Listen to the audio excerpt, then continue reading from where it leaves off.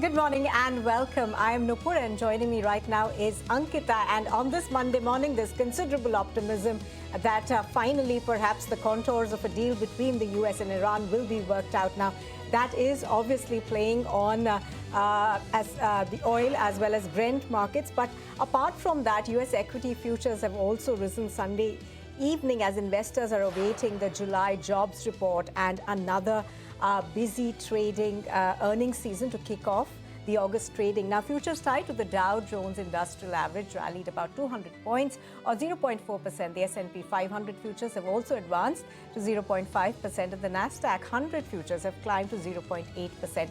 Now, the three major indexes closed higher on Friday, with the Dow advancing about 276 points or about 0.53%, and the S&P 500 also closed up nearly 0.7%, and the Nasdaq Composite surged 1%. Now, with the major averages wrapping up Friday near record highs, attention is turning to whether the catalysts that fueled the rally can continue to drive in more gains. Now, while big tech companies largely delivered on earnings, investors are becoming less willing to overlook mounting AI-related spending without clearer evidence of earnings growth, according to a lot of people who are looking at this.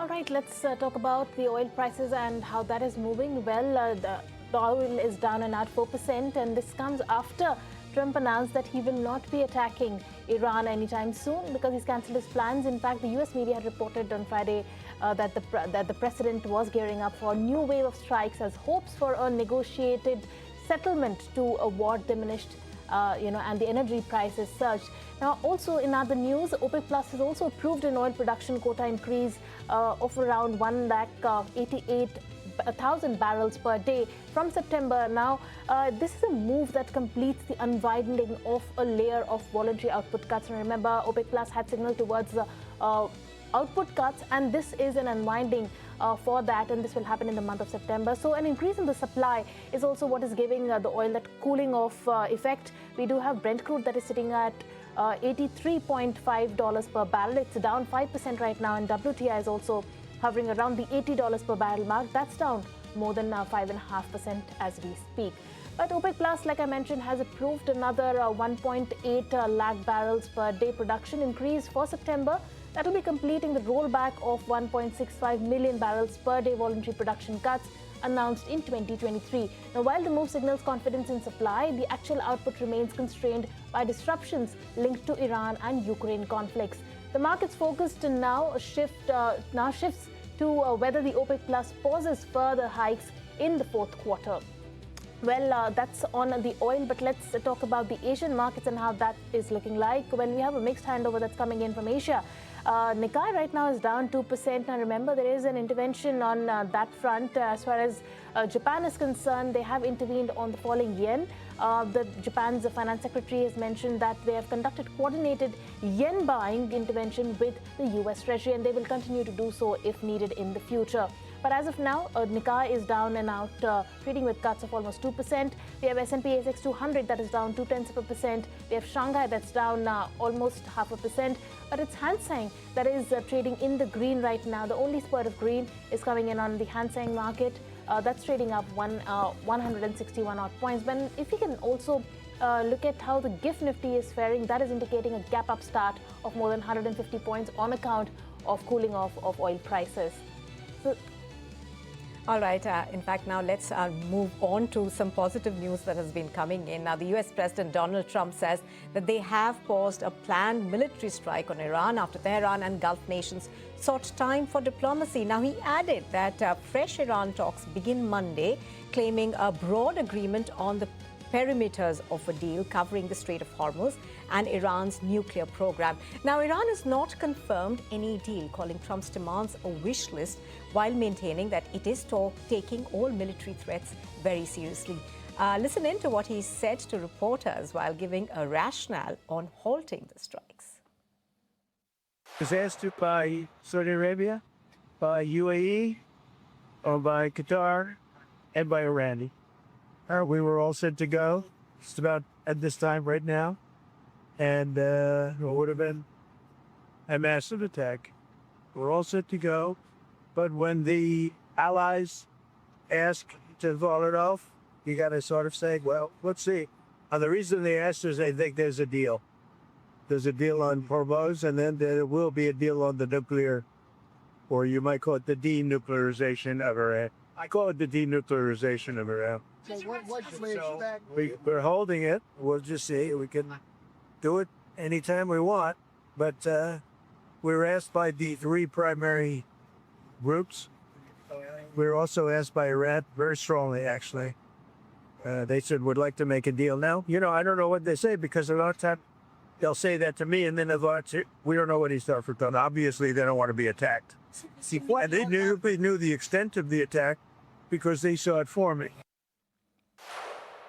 Right, and the US and Japan have confirmed a rare coordinated intervention to support the Japanese yen after it slid to 4-decade low. Both governments say they are preparing to intervene again if the currency volatility persists. The move signals a tougher stance against the excessive yen weakness and could have implications for global currency and the bond markets. Now, the RBI's Monetary Policy Committee meets this week with the street expecting the repo rate to remain unchanged at about 5.25% and the neutral stance to be retained. The key focus will be on the governor's commentary around rising inflation, higher crude prices, rupee weakness, and whether the RBI tweaks its inflation or growth forecast. Now, Ankur is here with us with more on this on the poll. So, hi, Ankur. Give us a sense of broadly what are we looking at? Policy Committee is likely to hold rates at 5.25% this time, and the expectation is that the stance will also be retained to neutral. Apart from that, the important thing to watch out for in this monetary policy will be the commentary which will come in for inflation because if you look at the June numbers particularly, that has surpassed 4% mark. It does remain within the tolerance band of Reserve Bank of India, but yes, it has crossed 4%, but more importantly, the WPI data was also showing that it is inching towards 10% mark. So overall, the IIP growth numbers does support the growth numbers, which is at 7.3%. But if you see the crude prices, if you see rupee levels, which continues to be near 95, it will be interesting what would be the commentary of Reserve Bank of India governor. And more importantly, whether or not there is a tinkering in the growth forecast for Reserve Bank of India, and how does FY27 inflation trajectory looks for Reserve Bank of India, and especially the commentary which is expected on FCNRB deposits, because ET now had reported that it has crossed 2013 numbers and it has now gone towards a $36 billion mark as on July 31. All right, so that is what we're penciling in as far as the RBI MPC meet is concerned. But a parliamentary meeting will be held today to question Meta, X, Google and Snapchat on the social media regulation, privacy safeguards and platform accountability. The meeting comes amid heightened scrutiny over content moderation, deepfakes, child safety and recent controversies involving Meta's handling of content in India. Kuldeep joins us to tell us what to watch out for. Well, Parliamentary Standing Committee on Communications and Information Technology is going to hold its meeting today at Parliament House Annexa building. The agenda of the meeting is social and digital platforms and their regulations. Well, during the meeting, the representatives, senior officials from the Ministry of Electronics and Information Technology as well as from the Ministry of Home Affairs are going to brief the committee on the subject. Additionally, senior executives from social and digital platforms such as Snapchat, X, Meta and Google will also present in the meeting, and they will brief the committee on the subject. In fact, the focus of the meeting is the regulation of social and digital platforms in India, and discussions are expected to cover content moderation practices, compliance with Indian laws, measures against misinformation and harmful content. Important to note here is that this meeting takes place against the backdrop of a recent incident involving Meta, in which a Facebook video by Prime Minister Narendra Modi addressing action against examination paper leaks was briefly removed from the platform before being restored. In fact, clarifying the short period of unavailability, Meta stated that the content was removed in error and has since been restored. The Parliamentary Standing Committee will now meet today at 4 p.m. at the Parliament House Annexa building and hold discussion on the subject of digital, social and digital platforms and their regulations. But a bit of a setback for India's debt market, Bloomberg Index Services has deferred the inclusion of Indian government bonds into the Bloomberg Global Aggregate Index. Now, this follows an earlier delay in January. We have Anurag Joshi joining us. So, hi, Anurag. Put things into perspective for us and also tell us, why are we seeing this delay a second time round? Bloomberg Index Services has deferred taking a decision on including Indian bonds in its debt indexes. Bloomberg Index Services says that it needs more time for deciding on the inclusion, and the Indian government bond market is making meaningful progress towards meeting standards expected for the inclusion. And these developments reinforce positive trajectory of Indian government bond market, and Bloomberg Index Services has been preparing to include the Indian bonds in the Bloomberg Global Aggregate Index. Bloomberg Index says that many market participants would like to see these enhancements become more firmly established, which have to do with the structure of the local debt market. The Bloomberg Global Aggregate Index is a key benchmark for the global investment grade fixed income markets, and BISL believes that the inclusion decision should be supported by regulatory and market structure reforms.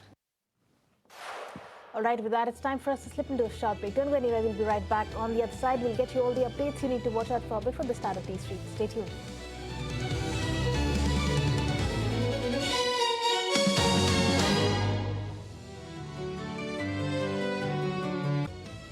Welcome back, and you're watching Market Cafe on ET Now. Now, ITC has reported a weak first quarter, missing street estimates across segments as the first full quarter of the sharp excise duty hike weighed on its cigarette business. And my colleague Snehi joins us with more details. So, hi Snehi, good morning.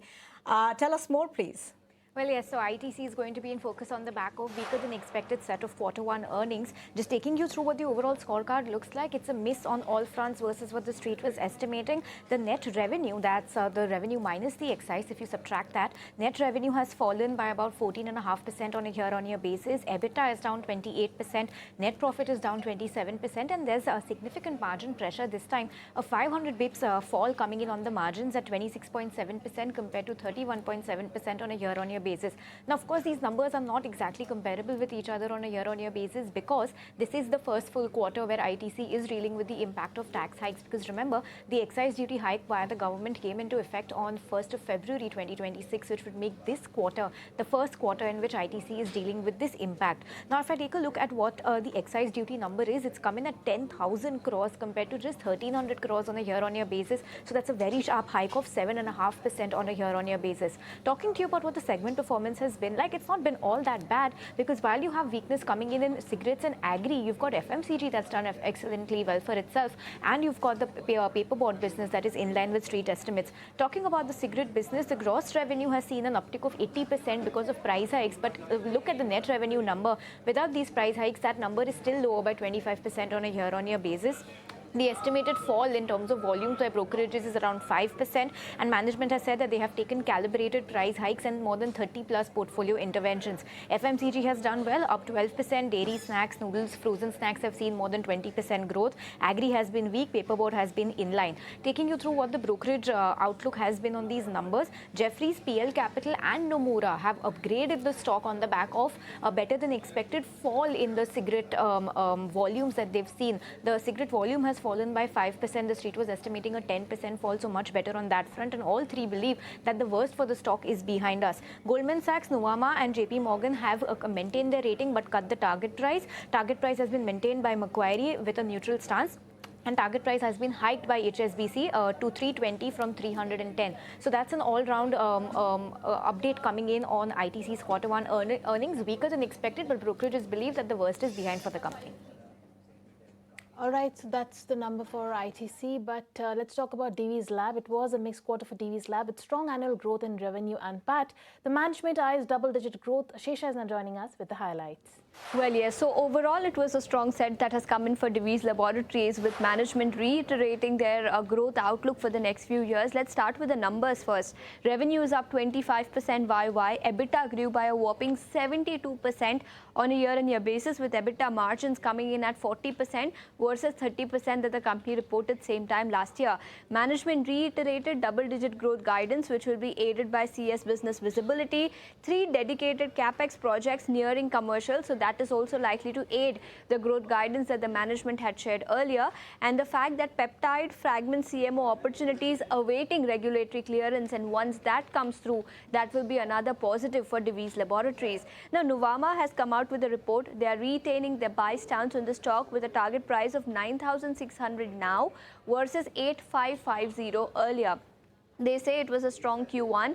It beat their estimates by as much as 7 to 29% for revenue and PAT respectively. They believe that Divi's is now entering an inflection point with respect to earnings, and hence they have raised their EPS estimates for FY27 and 28 by 2% and 4% respectively. So for now, brokerages continue to maintain their stance, but they've gone ahead and hiked their target price. Couple of them have done that, and management meanwhile continues to retain and reiterate its double-digit growth guidance for this year. All right, let's move on then and talk about Persistent System that reported its mixed Q1 with revenue and EBITDA broadly in line, but PAT missing estimates due to a large hedge loss. And the positive surprise was a record deal pipeline with TCV more than doubling on a year and a stronger 2.5x book-to-bill ratio. Darshita is now joining us with the highlights for Persistent System. Right, Persistent System has reported a mixed set of numbers. Revenue remained healthy, growing about 6% sequentially, while the constant currency growth improved to 4.1% versus 3.4% in the previous quarter. However, the biggest disappointment came in the front of PAT, which declined nearly 9% on a sequential basis and also has missed the street estimate, and this was largely due to the hedge loss of 105 crore. Now, the biggest positive was the deal wins. The Persistent reported a record TCV of $1.15 billion versus $520 million same time last year, with a strong book-to-bill ratio of 2.5 times, which reflects the healthy demand and a robust order pipeline. Now, on the watch list, the DSO increased by 8 days, while the subcontracting cost climbed to 667 crore, which is up 39% on the year-on-year basis. Now, the important thing here to note is that this subcontracting cost has outpaced the company's revenue growth of around 30% on a YOY basis.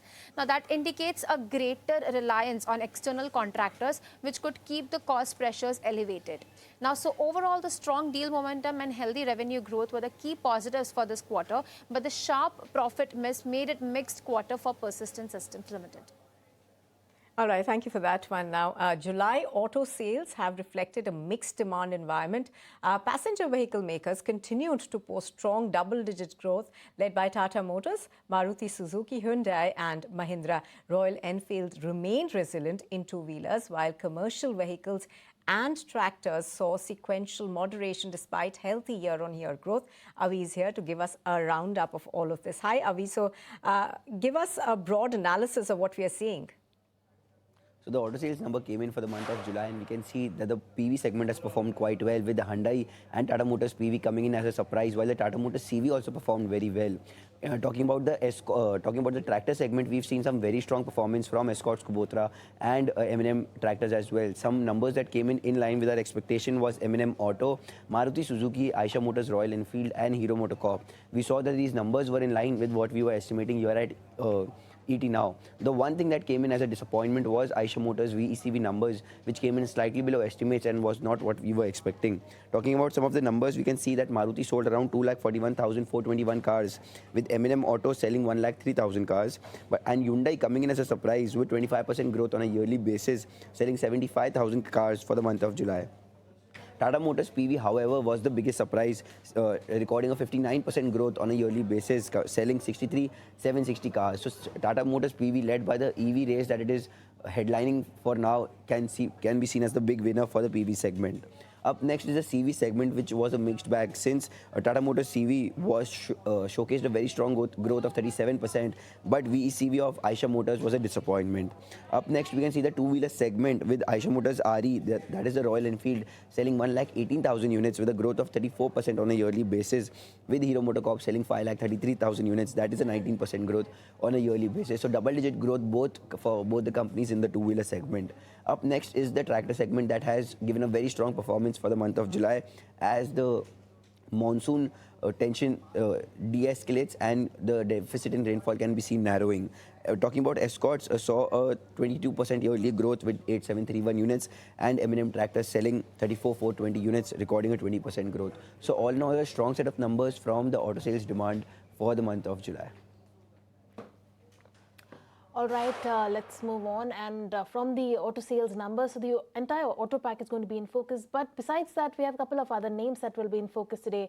For that, Darshita is now joining us with all the stocks and news.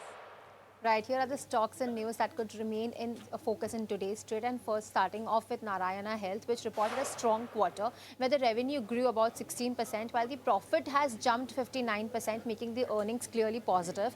Now, another company reporting robust numbers is CleanMax, where the revenue more than doubled and the profit more than tripled, which reflects strong business momentum for the company. And now moving on to Glenmark Pharma, the company posted an impressive earnings performance with healthy revenue growth, better margins, and the profit surging to 483 crore from 47 crore. And now moving on to Blue Dart, which has also delivered a strong set of results where the revenue was up 15%, the margins has also improved, and the net profit jumped 80%, making it another stock to watch in today's trade. Moving on, CDSL too has reported a healthy quarter where the revenue and the profit registered double-digit growth, although the margins saw a slight dip. Now on next we have the Jindal Worldwide, which reported a weak operating performance wherein the profit increased, but the lower EBITDA and the margin contraction make the overall results negative. And finally, talking about Urban Company, the company posted strong revenue growth, but the losses widened sharply, which compressed to the profit last year. However, its Insta Health business continues to gain the traction, crossing 1 lakh daily orders. All right, thank you very much for that one and telling us what we should be looking out in today's trade. Well, that's it from Ankita and me. Thank you very much for joining us, but do stay tuned as we bring you more.